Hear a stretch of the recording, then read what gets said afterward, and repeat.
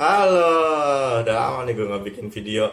Anjing, kasih gatel gitu pengen bikin video cuman males, nggak ada bahan. Karena kan biasanya gue tuh pengen bikin tuh sesuatu yang lucu gitu. Kalau ada yang lagi in atau lagi yang update gitu gue bikin sesuatu yang lucunya. Cuman ternyata sekarang gue kalah lucu sama pemerintah anjing, gak jelas banget pemerintah kita ya.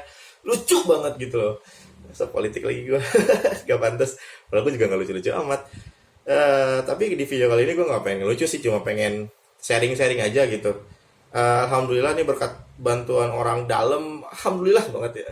Tapi bukan maksud sombong nih ya, cuma pengen sharing-sharing aja. Kalau misalkan gue tuh alhamdulillah udah 2 bulan ini ngajar menjadi seorang guru di SMK negeri di Kota Tangerang gitu.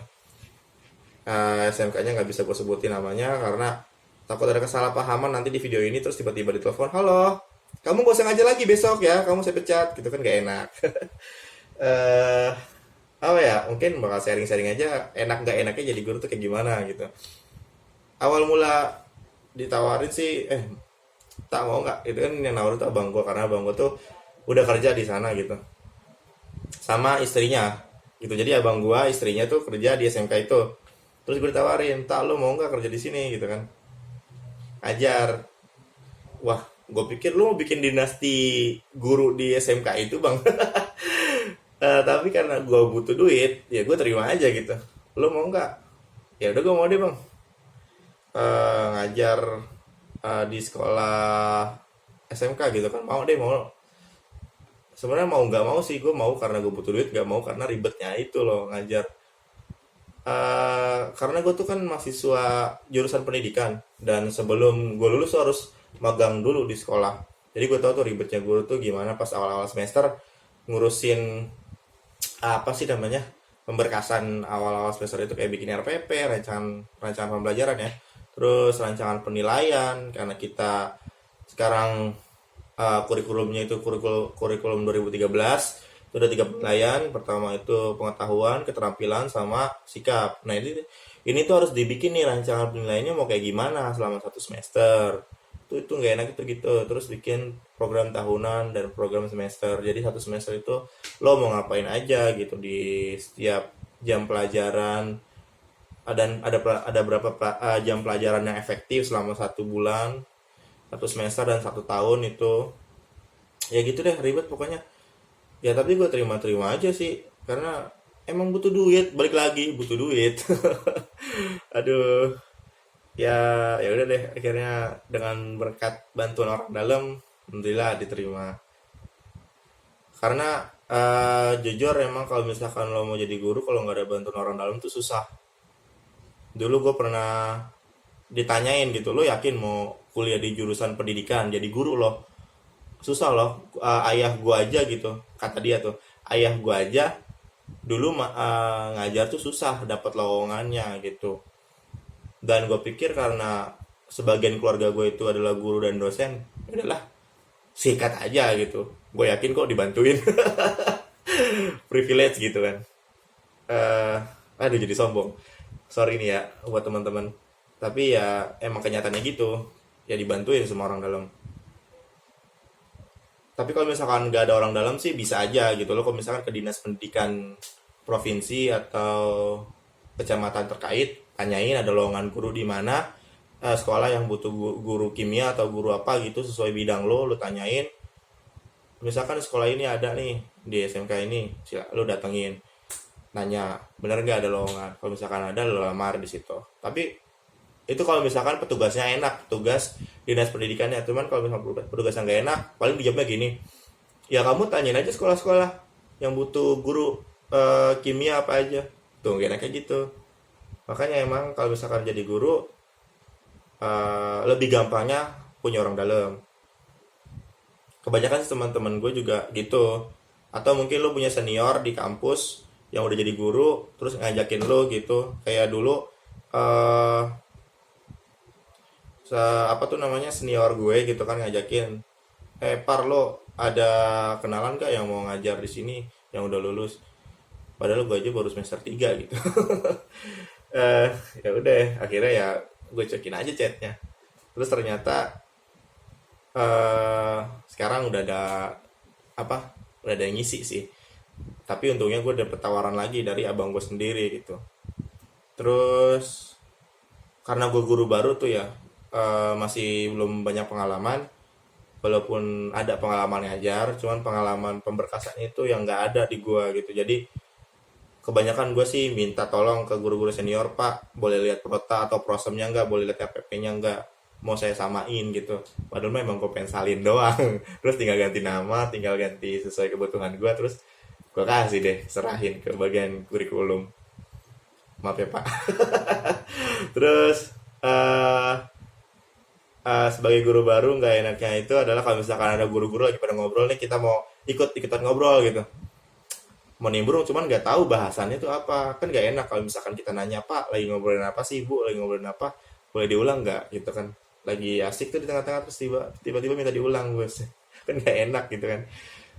Kebanyakan sih guru-guru tuh ngobrolin ke sesama guru tuh cuma tiga sih yang gua amati selama selama ini tuh cuma tiga gitu. Pertama keluarga, suami istri anak segala macam. Kedua penyakit, biasalah orang-orang tua gitu kan, karena mereka guru tua.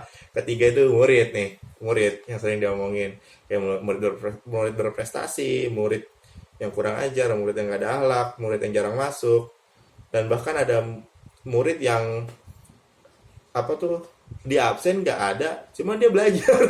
Ternyata emang administrasinya nggak, belum masukin dia, kan kasihan gitu ya. Ya kebanyakan sih ngomongin murid sih.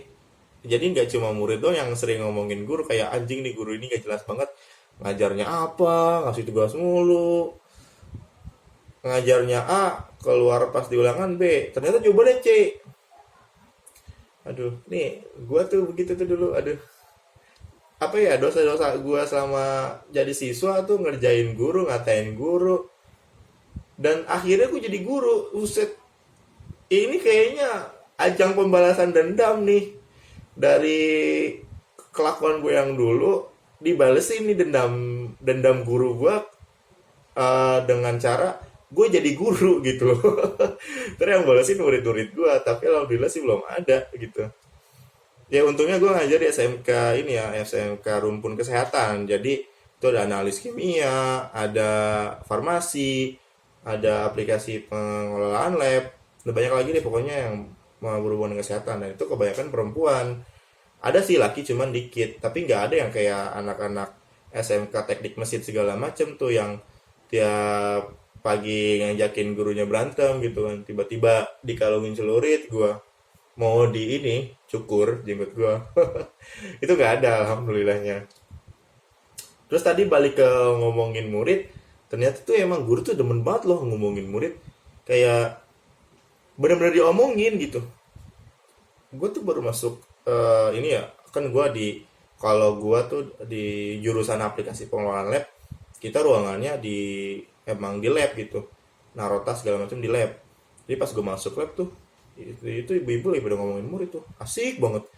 Gue samperin, ibu kok ngomongin murid, nggak boleh ibu, nggak boleh kalau nggak ada saya. Udah ngomongin siapa aja bu, Andi udah diomongin Andi, kita ngomongin Andi yuk. Itu gue juga curiga tuh kalau misalkan guru-guru tuh ngomongin murid, takutnya dia bawa absen. Dari Andi, Bella, sampai Julpikar diomongin tuh satu-satu sesuai absen. Kalau nggak kelar nih absen ya nggak bakalan berhenti ngomong. Takutnya gitu. Cuman kan gue baru 3 bulan ngajar ya. Agustus, September, sama ini Oktober bulan ketiga. Jadi gue nggak ngerti tuh sistem ngomongin murid tuh kayak gimana, gue belum ngerti. Nanti mungkin gue review lagi cara guru ngomongin murid ya di ruang guru atau di waktu senggangnya gitu kan. Nanti gue review lagi. Eh, Ya gitu sih kalau ngomongin murid ya, tapi asik emang sih ngomongin murid tuh, apalagi kalau murid-murid yang bandel. Jadi gue tuh udah waspada dulu, oh murid ini bandel nih, jadi gue harus antisipasi dulu lah istilahnya gitu. Jadi ya kayak semacam informasi dari orang dalam, orang dalam, dari orang-orang yang udah pernah berhadapan dengan murid ini tuh, cara menghadapi dia tuh kayak gimana tuh, kayak gitu. Itu fungsinya ngomongin murid ya. Terus ya penyakit ya, paling banyak banget yang ngomongin penyakit. Aduh, kayak pinggang lah segala macam. Nanya guru-guru tua, terus juga ngomongin keluarga paling. Ya nggak asik. Tapi yang nggak asik dari guru baru, apalagi muda ya, itu dijodohin. Ini gue nggak cerita ke cewek gue, takutnya dia cemburu.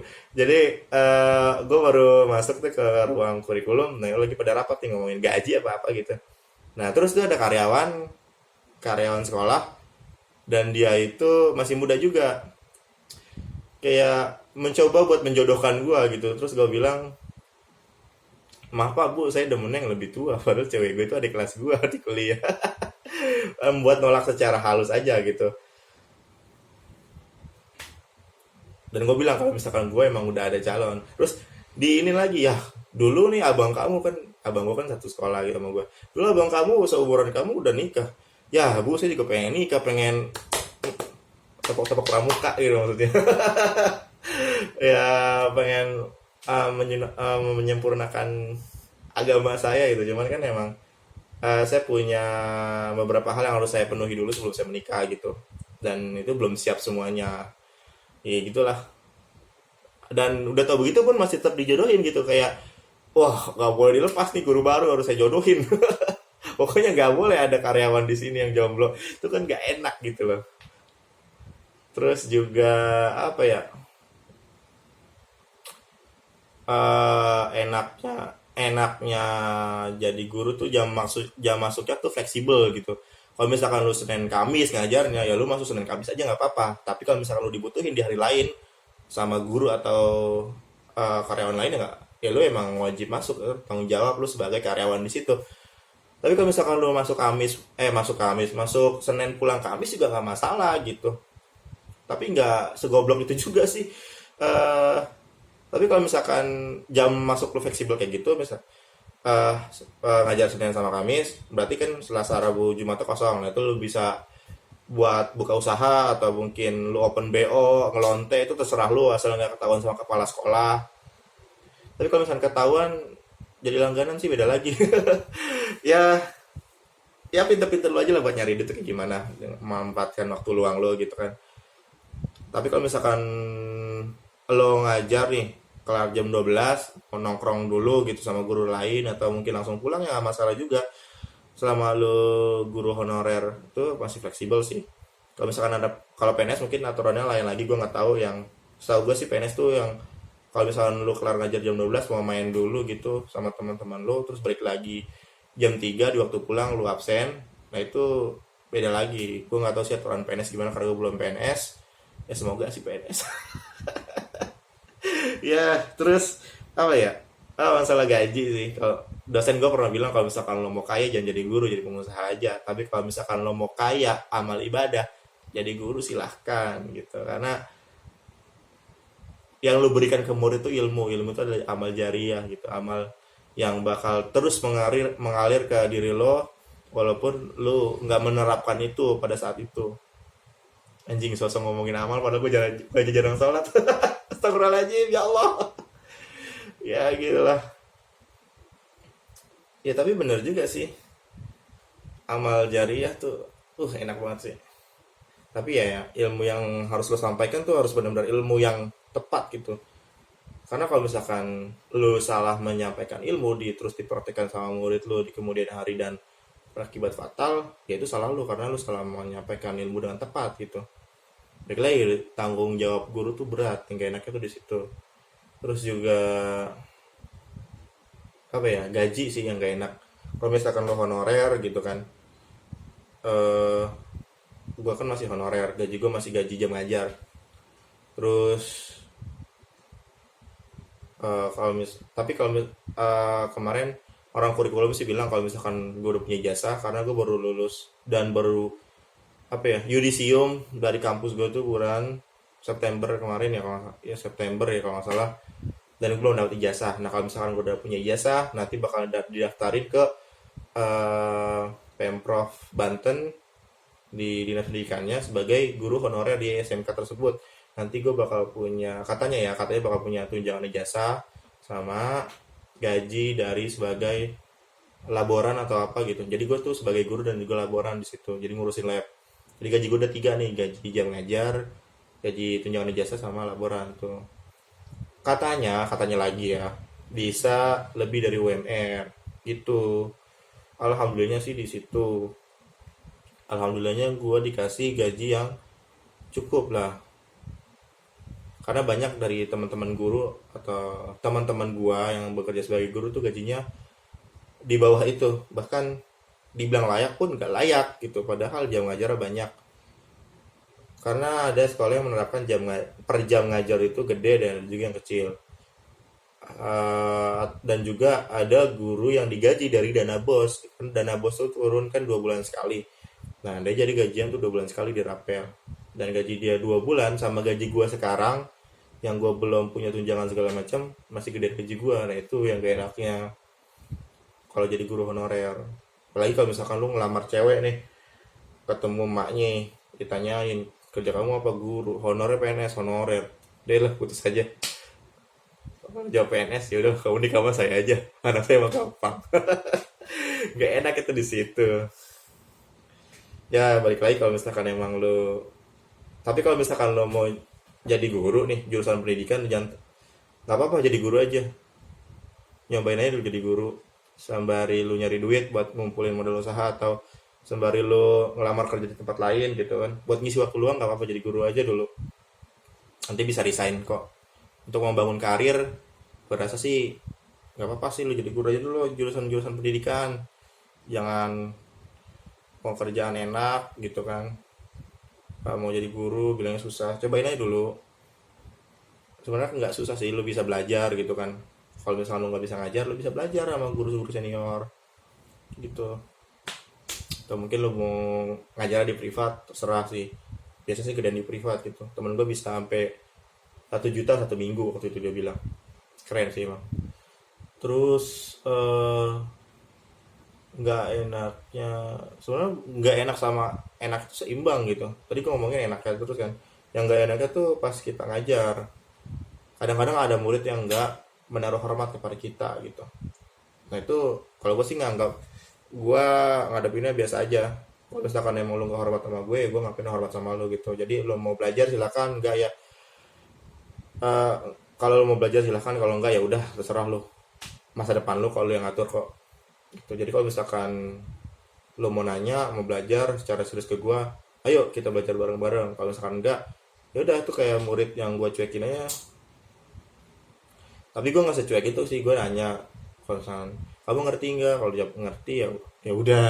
Kalau gue tau dia kagak ngerti, ya gitu sih. Kebanyakan siswa takut nanya tuh karena sistem pendidikan kita, atau mungkin guru-guru terdahulu itu tuh nganggap kalau misalkan siswa banyak nanya tuh dikatain gitu, kamu nggak belajar ya, kamu nggak baca ya. Padahal kalau misalkan dia nanya, jawab aja bu, pak. Ya walaupun kita tahu nih dia nggak baca di rumah, nggak belajar, tapi dengan dia bertanya, dengan dia udah berani bertanya, itu akan menambah rasa penasaran dia terhadap ilmu yang dia pelajari gitu. Dia merasa kalau kita tuh welcome dan mau gitu ngajarin dia. Ya udah nggak apa-apa, jawab aja. Walaupun hati gondok dikasih tugas dan nggak dipelajarin, ya nggak apa-apa, jawab aja. Itu sebagai sacrifice sebagai pengorbanan kita terhadap rasa gondok kita, untuk supaya itu siswanya nyaman belajar sama kita. Kalau gue sih mikirnya gitu ya. Terus nggak enaknya lagi kalau belajar itu, kadang-kadang tuh apa ya, ada aja gitu yang, ini bukannya gue menyepelekan murid ya, apa ya namanya, yang murid tuh diajarin nih, udah berulang-ulang diajarin, cuma tetap nggak ngerti gitu. Kayak pengen nyebutan gak enak, kasihan sama murid gue, ya nggak, kurang pandai. Dan gue tuh menyadari kalau misalkan gue tuh termasuk murid yang kurang pandai dulu. Guru gue pernah bilang dulu, kalian pasti bisa loh ngerjain soal ini. Saya yakin uji aja pasti ngerti ngerjain soal ini. Itu gue mikir, oh berarti soal itu emang gak terlalu sulit tuh. Gue mikir dulu gitu. Padahal gue jadi faktor penentu sulit dan mudahnya soal. Berarti orang paling bodoh aja tuh ngerti loh. Kalian pasti ngerti gitu. Istilah kasarnya tuh gitu. Gue jadi patokan kebodohan di kelas gue. Dan kemarin gue menerapkan itu dan gue akui cara ngomong gue salah gitu. Gue bilang si ini aja ngerti loh, pasti dia ngerti loh. berarti kan dia tuh bego dan dia pasti ngerti, dan berarti kalian semua ngerti gitu. Harusnya gue nggak ngomong gitu. Dan gue baru kepikiran itu beberapa saat ketika gue flashback ke masa lalu. Anjing, gue pernah digituin sama guru. Wah, gitu. Ada gitu. Terus yang gak enak sih sekarang belajar online. Kita udah siap nih dari pagi nih, siswanya belum bangun. Pas mau telepon yang angkat bapak-bapak. Halo, kamu kok nggak absen? Aduh, ini siapa? Ternyata dia tuh pakai HP bapaknya. Karena terkendala kan, kalau misalkan bapaknya mau kerja HP-nya dibawa, ya dia berarti nggak bisa belajar. Kalau misalkan HP-nya nggak dibawa, dia bisa belajar. Ya kendalanya gitu. Sebenarnya kita bukan cuma butuh kuota Pak Bu, Kemendikbud, alatnya juga butuh. Kasihan tuh murid-murid. Terus apa lagi ya, kebanyakan sih gitu. Terus juga kalau misalkan kita Google Meet nih atau mungkin Zoom meeting, gue lagi asik ngajar-ngajar, terus gue nanya kalian ngerti nggak, diem semua, pulas. Gue kira mah diem tuh diem diem diem takut nanya atau diem nggak ngerti atau diem ngerti, ternyata diem pules. Aduh, ya nggak enaknya sih gitu tuh kalau ngajar online. Terus juga nggak enaknya jadi guru tuh apa lagi ya, sebenarnya bukan gak enak jadi guru sih, nggak enaknya bekerja. Tadi yang gue udah bilang tanggung jawab, guru tuh tanggung jawabnya gede banget. Kalau misalkan nih gue nih ngajar cara melarutkan larutan gitu kan, misalkan larutan itu berbahaya, stepnya salah, larutan itu bisa meledak, gue ngajarinnya salah, tuh meledak kena murid gue kan, bahaya banget. Jadi kayak butterfly effect gitu loh. Kalau misalkan sesuatu yang kita anggap remeh tuh kayak ngajar ilmu, ternyata punya dampak yang lebih besar di kemudian hari gitu. Jadi lu benar-benar harus ngajar dengan benar. Ya gue sih emang sebelum ngajar tuh gue belajar dulu. Jadi gue cari modul, jurnal segala macam gue belajar. Karena ini kan gue ngajarin cara pakai alat kimia ya, alat perhitungan, alat untuk mengukur reaksi-reaksi kimia segala macam, pokoknya analis kimia instrumen. Jadi menggunakan alat-alat kimia itu caranya gimana gue yang ngajarin. Nah tuh gue cari di YouTube segala macam, videonya segala macam, penjelasannya, cara pakai alatnya. Terus gue baru ajarin ke murid-murid gue. Yang gak enak sih kalau misalkan Google Meet, ya tadi itu. Kalau nggak, yang gak enak dari ngajar online tuh yang tadi tuh kayak misalkan kayak kita ngajarnya lewat Google Classroom atau grup WhatsApp, itu kan interaksinya lama tuh. Jadi nunggu kita balas dia baru bisa nanya. Kalau misalkan Google Meet, kita ngejelasin, dan itu juga cuma ngejelasin ke beberapa orang doang karena ada yang nggak punya kuota segala macam. Nah gue kalinya tuh dengan cara gue bikin video pembelajaran gue sendiri terus gue upload ke YouTube. Ya yang nonton juga dikit. Dan ternyata yang nonton tuh bukan, misalkan murid gue ada 36 di kelas, itu nonton cuma 27, dan 27 ini nggak semuanya murid gue. Ternyata ada orang lain yang nonton di luar murid gue gitu loh. Jadi ya dirasa pembelajaran online di Indonesia itu masih kurang efektif gitu. Selain dari alat dan juga kondisinya itu kurang tepat karena eh, kadang murid tuh terdistraksi kalau belajar di rumah. Misalkan dari disuruh ini, disuruh itu sama orang tuanya. Yang gue lagi asik-asik ngajar, terus ada murid yang bilang, Pak bentar ya saya dipanggil sama ibu saya, kan gak enak gitu.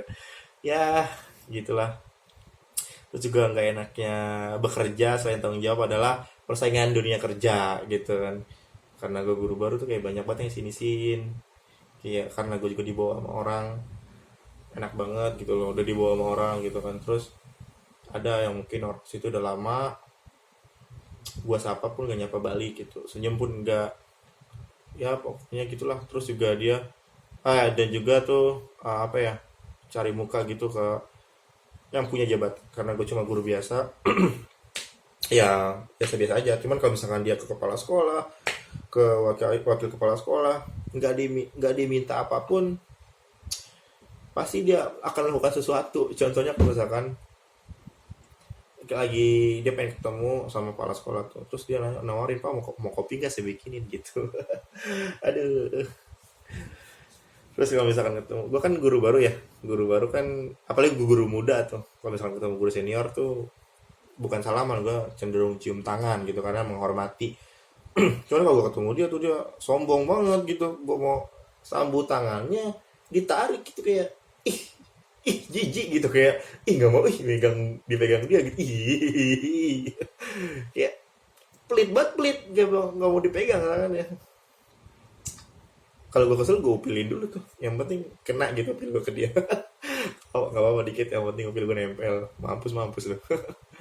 Ya gitu sih paling nggak enaknya. Apalagi ya, ya karena honorer sih, ya kudu-kudu patuh sama aturan. Karena bukan karena honorer sih, karena kita kerja sama orang, jadi kudu patuh sama aturan gitu. Kalau misalnya salah dikit kita sesuai sama kemauan atasan ya dipecat gitu. Ya itu sih nggak enak jadi guru, selain gaji dan segala macam. Oh iya, ini yang remeh sama orang lain.